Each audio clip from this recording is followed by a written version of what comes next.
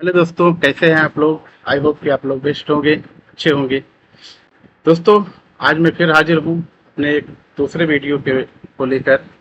Money control part 2। मैंने जैसा कि पहले लास्ट वीडियो में बताया था, मनी कंट्रोल के हम टोटल 3 वीडियो बनाएंगे, पार्ट 1, पार्ट 2 और पार्ट 3। तो पार्ट 1 हमारा हो गया था और अभी आज हम पार्ट 2 के बारे में बात करेंगे, मनी कंट्रोल के बारे में।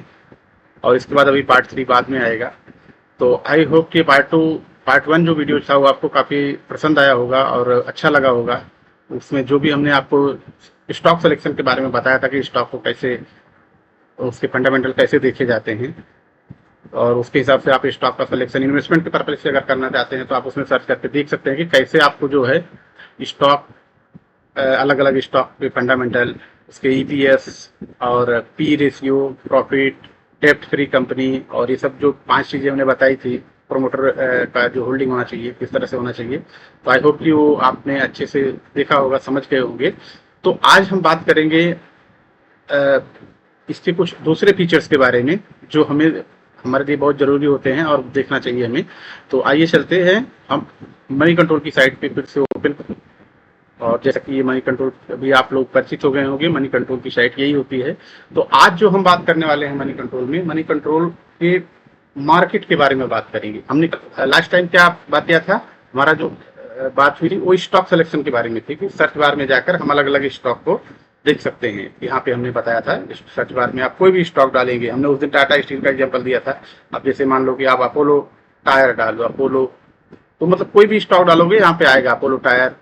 उसके बारे में सर्च करना है, आपको देखना है तो आप, जैसा कि मैं लास्ट वीडियो में बता चुका था, इसका पीपीएस देखना था, पी रेशियो देखना था, डिविडेंड देती है कि नहीं देता है, मार्केट है, आपको दिख जाएगा। उसके बाद यहाँ पे बहुत सारी जो मेन चीज़ें हैं, जैसे यहाँ पे ये मंथ रिटर्न कितना है, में कितना है, वाइज रिटर्न कितना है, 3 साल में कितना है, हर एक स्टॉक के बारे में इसी तरह से आप वहाँ पे डालेंगे, सर्च करेंगे तो उस स्टॉक की पूरी जानकारी आपको इसी तरह से उपलब्ध हो जाया करेगी।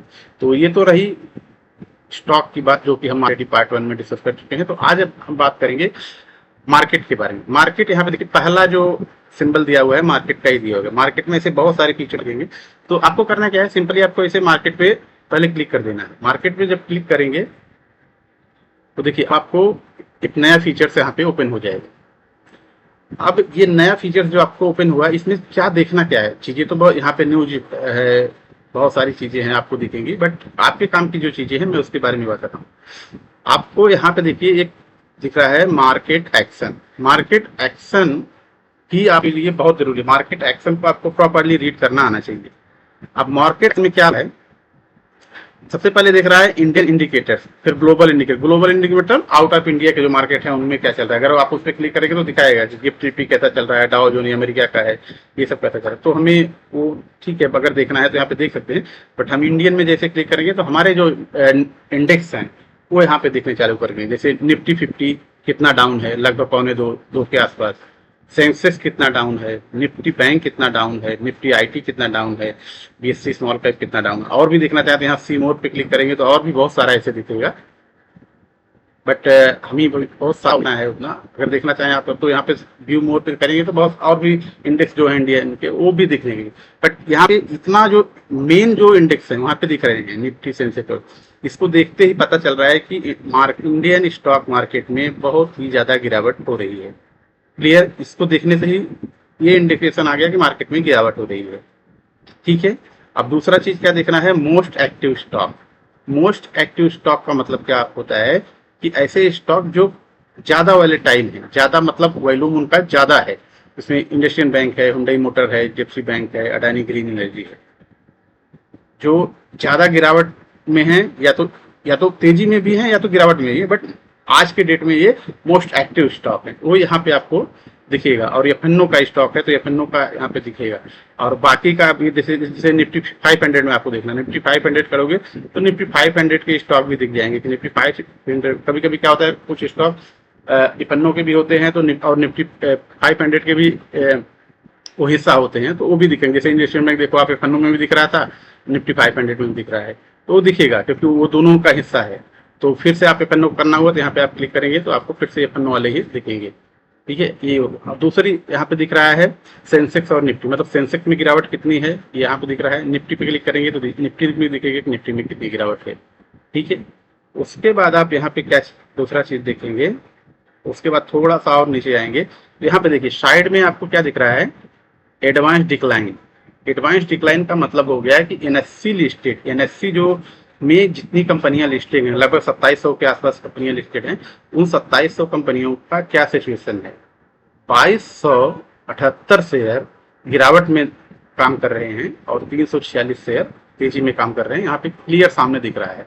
तो इसी से आपको अंदाजा लग जाएगा कि मार्केट में किस तरह की गिरावट है, मतलब बहुत ज्यादा गिरावट है, क्योंकि 2278 शेयर गिर रहे हैं और सिर्फ 346 में खरीदारी हो रही है, और जो खरीदारी भी हो रही है बहुत मामूली खरीदारी, मतलब ऐसा नहीं कि वो भी बहुत ज्यादा तेजी में है, बस कोई 1%, कोई आधा परसेंट, कोई 2%, बस इतना गिरावट है। 8-10% तो शायद ही कोई होगा।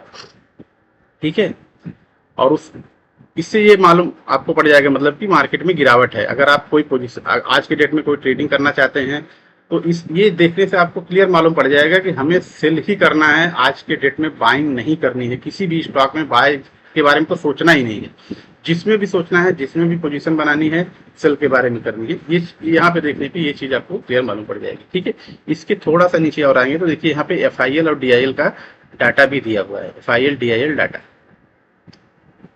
28 तारीख में FIL ने कितनी सेलिंग की, ये डाटा करोड़ में है, 11,639 करोड़ है ये। मतलब FIL ने यहाँ पे 28 तारीख को जबरदस्त बिकवाली की है, जिसका नतीजा ये दिख रहा है मार्केट किस तरह से गिरा हुआ है।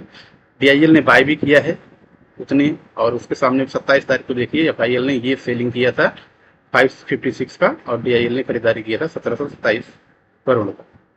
ये सब 2 दिन का यहाँ डाटा आपको दिखता रहेगा, इससे अंदाजा लगेगा कि आपको FIL और DIL एक्चुअली कर क्या रहे हैं। उसी हिसाब से उन्हीं के फेवर में सिचुएशन बनाने में मदद मिल जाएगी। उसके बाद थोड़ा सा और नीचे आएंगे आप, थोड़ा सा और नीचे आएंगे तो अब देखिए यहाँ पे क्या दिख रहा है।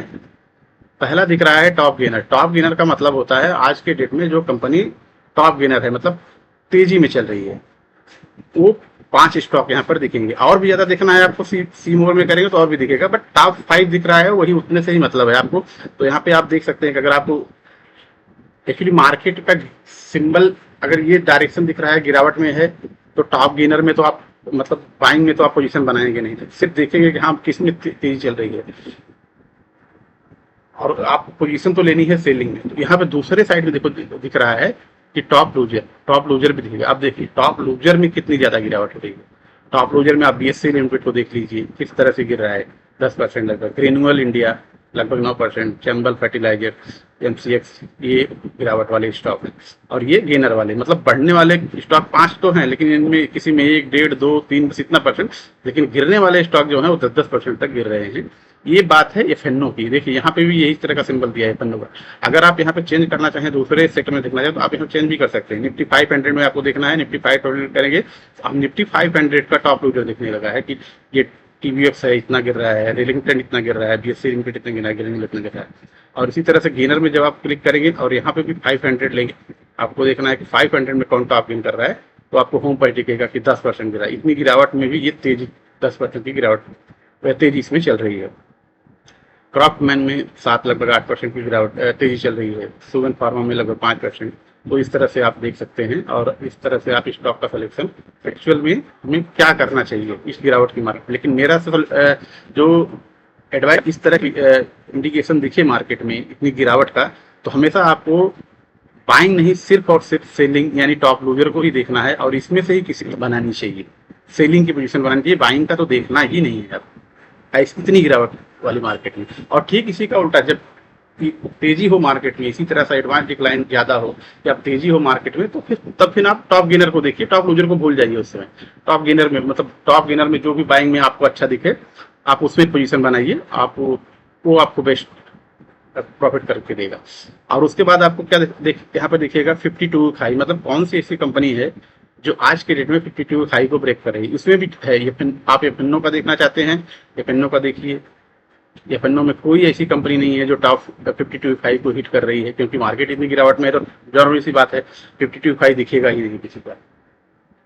और दूसरा इस 52 लो देखेंगे, 52 लो में बहुत दिखेंगे, क्योंकि मार्केट गिरावट में है, सब 52 वीक लो आपको दिखेंगे हिट करते हुए। देखिए कौन कौन निफ्टी 500 में कौन कौन से स्टॉक हैं जो आपको 52 वीक को लो कर रहे हैं, ब्रेक कर रहे हैं।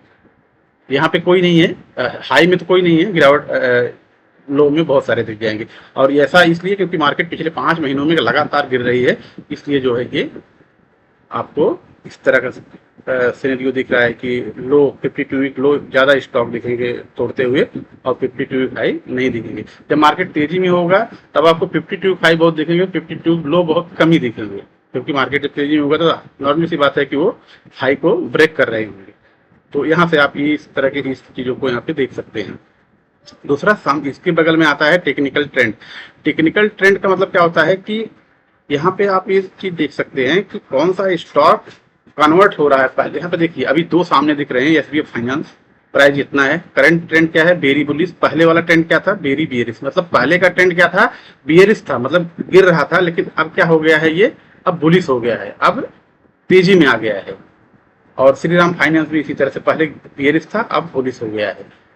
और अभी आप ये टर्निंग बुलिश था, अभी टर्निंग बियरिश पे आप क्लिक करेंगे तो इसी तरह से दिखेगा। मतलब पहले जो इसका ट्रेंड था, प्रीवियस ट्रेंड क्या था, बुलिश था, लेकिन अब बुलिश मतलब तेजी का था। और अब करंट ट्रेंड मतलब आपका ट्रेंड क्या हो गया है, वो बियरिश हो गया है। किसी का बियरिश हो गया है, किसी का बेरी बियरिश मतलब बहुत ज्यादा गिरावट का ट्रेंड बन गया है। तो यहाँ से भी आप अंदाजा लगा सकते हैं। और कि क्या हमें कौन से स्टॉक में सेल करना है तो किसमें लेना है, बाय करना है तो किसमें करना है। और उसी तरह से आप फिर बुलिश पे क्लिक करेंगे तो बुलिश का भी दिखेगा कि कौन सा स्टॉक जो है बुलिश में है। इसमें बुलिश मतलब तेजी में है, एसबीआई कार्ड है, बजाज फाइनेंस, पीएल, ये जो है कुछ ऐसे स्टॉक हैं जो इस गिरावट की मार्केट में भी तेजी पे बने हुए हैं। और उसी तरह से बियरिश पे आप क्लिक करेंगे तो देखेंगे कि बियरिश में भी आपको देखेंगे कौन से स्टॉक जो है लगातार बहुत ही ज्यादा डाउन ट्रेंड में बने हुए हैं, यानी बियरिश मार्केट में बने हुए हैं। इसमें भी निफ्टी 500 का ही दिखा रहा है। आप अगर अलग अलग सेक्टर का निफ्टी 500 है, निफ्टी 50 का लेंगे तो निफ्टी 50 का भी दिखेगा। आप निफ्टी 50 के स्टॉक यहाँ पे देखने लगेंगे। और जो आप यहाँ पे इंडिकेटर सेलेक्ट करेंगे वो आपको यहाँ पे दिखेगा। उसके थोड़ा और नीचे आएंगे आपको दिखेगा ओनली बायर। ओनली बायर का मतलब अपर सर्किट लगा हुआ है, सिर्फ बायर है यहाँ पे। ओनली सेलर का मतलब है लोअर सर्किट लगा है, कोई बायर नहीं है, सब लोग सेल करके भागना चाहते हैं इसमें। प्राइस शॉकर कोई है नहीं। वॉल्यूम शॉकर मतलब बहुत ज़्यादा वॉल्यूम के साथ ट्रेड हो रहा है इसमें, ये सब स्टॉक में। और है इंट्राडे लार्ज डील, इसी में जिसमें ज़्यादा खरीदारी या बिकवाली हो रही है। ये तो सिर्फ देखने के लिए है, आपको ट्रेड में कोई इतना हेल्प नहीं करेगा। और उसके बाद जो है इधर यूएस मार्केट का एक्शन आएगा। यूएस मार्केट अगर आप देखने के लिए बस ठीक है, लेकिन आपको ट्रेड तो लेना नहीं होता नॉर्मली उसमें, तो आपको इसको इतना ज़्यादा देखने की जरूरत नहीं है। उसके बाद थोड़ा और नीचे आएंगे तो यहाँ पे आपको सेक्टर इंडिकेशन दिखेगा। मतलब यहाँ पे भी वही ऊपर जो दिख रहा था, कौन से सेक्टर में किस तरह से गिरावट चल रही है। आप यहाँ पे देखो, वहाँ पे 5 दिख रहा था, यहाँ पे कई सारे दिखेंगे। फिर यहाँ पे सेक्टर परफॉर्मेंस दिखेगा, कौन से सेक्टर में सबसे ज्यादा गिरावट हो रही है, ऑटोमोटिव में, बैंकिंग फाइनेंस में, करंट में, सीमेंट्स एंड कंस्ट्रक्शन में, केमिकल में। तो इस तरह से आप देखेंगे तो एक एक करके सब में कौन कौन से स्टॉक में किस तरह से गिरावट चल रही है। फिर और थोड़ा नीचे आप आएंगे तो यहाँ पे देखेंगे कि स्टॉक एडवाइज। स्टॉक एडवाइज का मतलब होता है यहाँ पे कुछ ब्रोकर होते हैं, ब्रोकर या जो एक्सपर्ट लोग होते हैं, वो जो है आपको एडवाइस देते हैं कि कौन सा स्टॉक में बाय करो या कौन सा स्टॉक में सेल करो। तो उनके यहाँ पे एडवाइस रिफ्लेक्ट होते रहते हैं, ये कंटिन्यू चेंज होता रहता है। कोई नया आएगा तो सबसे ऊपर आ जाएगा, फिर नीचे वाला जाएगा। तो यहाँ से भी अगर आपको थोड़ा सा सपोर्ट मिलता है कि अगर आपको किसी स्टॉक में बाय करना मन कर रहा है, तो यहाँ पे आप देखेंगे अगर किसी स्टॉक ब्रोकर का भी इसमें जो रिकमेंडेशन है कि हाँ आप इसे, जैसे अभी देखो एचडीएफसी बैंक में आईसीआईसीआई सिक्योरिटीज ने बोला है कि इसको बाय कीजिए, प्राइस 1731 चल रहा है, टारगेट इन्होंने दिया है 1850 का। तो अगर आपका भी पहले से मन है कि एचडीएफसी बैंक बाय करने का, तो आपको एक तरह से मिल जाएगा कि हाँ ब्रोकर भी इसको रिकमेंड करे हैं बाय करने के लिए। तो इस तरह से अलग अलग ब्रोकर की राय जो है यहाँ पर आपको रिफ्लेक्ट होती हुई दिखेगी। और यहाँ पे कुछ अपवर्ड पोटेंशियल है, मतलब कुछ ये भी रिकमेंडेशन है कि मतलब ये इतना ऊपर जा सकते हैं, बाय करो। ये अलग अलग लोगों की अलग अलग यहाँ पे राय है अपनी, जो यहाँ पे लोग डालते रहते हैं। और उसके बाद इधर नीचे जो है यहाँ पे कुछ म्यूचुअल फंड की डिटेल है। अगर इसमें आपको ज़्यादा कुछ देखना नहीं है, मेन जो चीज़ था आपको वो यहीं पे है, आपको यहीं पे देखना है जो मैंने आपको बताया। ये ये जो स्टॉक एक्शन था वो सबसे इम्पोर्टेंट है आपके लिए। आपको स्टॉक सिलेक्शन के लिए किस में ट्रेड लेना है, किस में नहीं लेना है, गिराव सेल करना है या बाय करना है, आपको यहाँ पे इंडिकेशन मिलेगा मार्केट से। आपको यहाँ पे डिक्लाइन दिखेगा, एडवांस डिक्लाइन के हिसाब से गिरावट चल रही है या तेजी चल रही है, ये सब दिख जाएगा। उस हिसाब से आप एक अनुमान लगा सकते हैं कि हमें क्या करना है, हमें बाय करना है आज के डेट में या सेल करना है, वो आप यहाँ से अंदाजा लगा सकते हैं। तो दोस्तों आई होप कि ये जो जानकारी है मनी कंट्रोल पार्ट 2 की, मनी कंट्रोल के बारे में, ये आपको अच्छी लगी होगी। अगर अच्छी लगी हो दोस्तों तो लाइक, और चैनल को पर नए हैं तो सब्सक्राइब जरूर कर लेना। मिलते हैं नेक्स्ट वीडियो में, तब तक थैंक यू।